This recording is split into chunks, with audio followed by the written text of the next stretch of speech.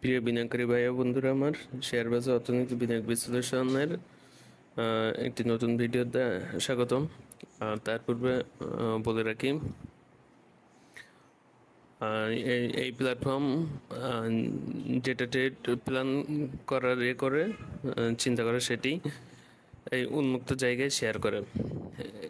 কোনো এই প্ল্যাটফর্ম কখনো কোনো ধরনের শেয়ার বাই বা সেলের জন্য উৎসাহিত করে না।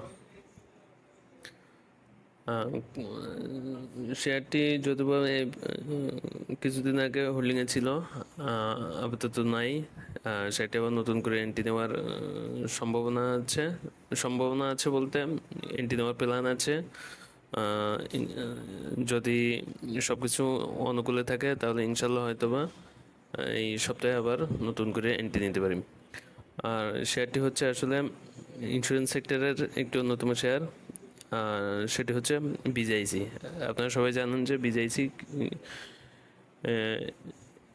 ইন্স্যুরেন্স সেক্টরের মধ্যে একটি অন্যতম স্থিতিশীল কোম্পানি। সেটি আমার কাছে সব দিক দিয়ে মোটামুটি ভালো মনে হয়।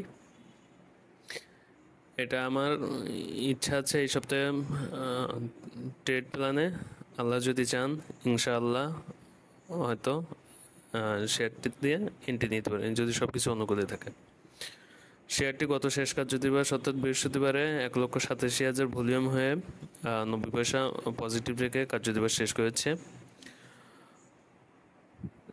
শেয়ারটি গত কয়েকদিন যদি দেখি তাহলে একটা রেঞ্জের ভিতরে ঘোরাঘুরি করতেছে 33.50 থেকে 34.70 এই রেঞ্জের ভিতরে ঘোরাঘুরি করছে। শেয়ারটি আসলে ভলিউম হচ্ছে না, বেশ কিছুদিন যাবৎ শেয়ারটি একই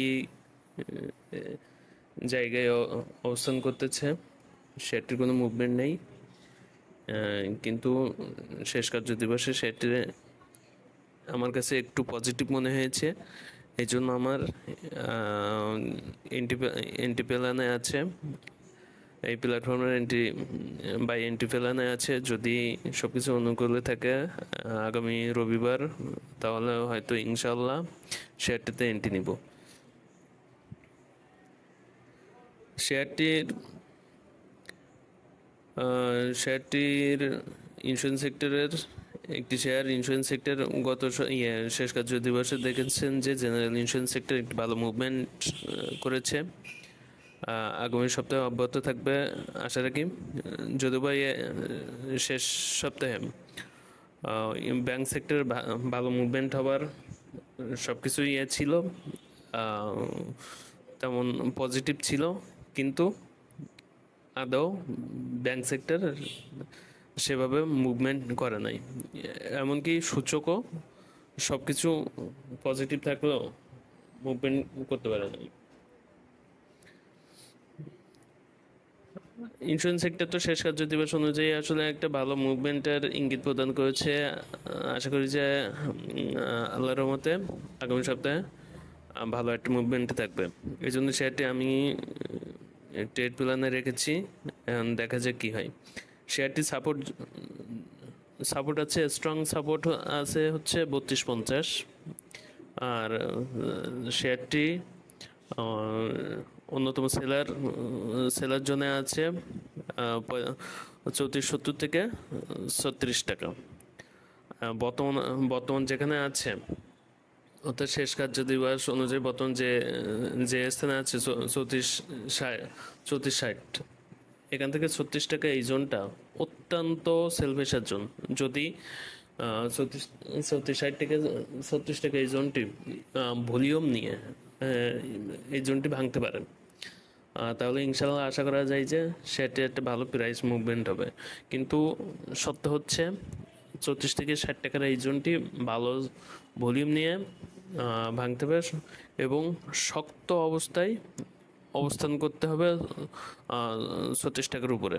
যদি 36 টাকার উপরে শক্তভাবে দাঁড়াতে পারে শেয়ারটি, বাই পয়সা নিয়ে যদি মুভমেন্ট করতে পারে তাহলে ইনশাল্লাহ আশা করা যায় যে শেয়ারটি একটা ভালো প্রাইস মুভমেন্ট হবে এবং সেক্ষেত্রে প্রথম প্রাইস টার্গেট হিসেবে 38 টাকা প্লাস সেট করা যায়। আর বর্তমান অবস্থান থেকে যদি 38 টাকা হয়ও তাহলে প্রায় 10%, সম্ভবত 38 টাকা 0.06 সম্ভবত 10%। তা যদি ইনশাল্লাহ যদি এটা হয় তাহলে আমার মনে হয় না যে খারাপ হবে, কেন এক সপ্তাহের ভিতরেই যদি 10% পাওয়া যায় মনে হয় না কোনো দিক দিয়ে খারাপ। যদিও বা আমার এক একজনের এক এক কৌশল, আমার কৌশলের সাথে আপনার কৌশলও মিলবে না, আপনার কৌশলের সাথে আমার কৌশলও মিলবে না। আমার চাহিদা অল্প অল্প ছোট ছোট পদক্ষেপে আগাতে চাই লাভস্যা। আমার ট্রেডিং প্ল্যান, আমার ইচ্ছা শেয়ার করলাম। দেখা যায় বাদবাকি আল্লাহর ইচ্ছা। আল্লাহ যদি চান তাহলে হয়তো এটা সামনের সপ্তাহে ঘটতে পারে। আমি আবারও বলতেছি, এটা শেয়ারবাজার অর্থনীতি ও বিনিয়োগ বিশ্লেষণের নিজস্ব ট্রেডিং প্ল্যান। এই শেয়ারটি দ্বারা বাই বা সেলের জন্য উৎসাহিত করা হচ্ছে না। এটি দ্বারা কেউ উৎসাহিত হবেন না, কারণ টাকা আপনার, বিনিয়োগ আপনার, ঝুঁকি আপনার, লসও আপনার, লাভও আপনার। এই জন্য নিজ নিজ অবস্থান থেকে নির্দিষ্ট সিদ্ধান্ত নিয়ে বিনিয়োগে উৎসাহী হবেন। ধন্যবাদ। আসসালামু আলাইকুম।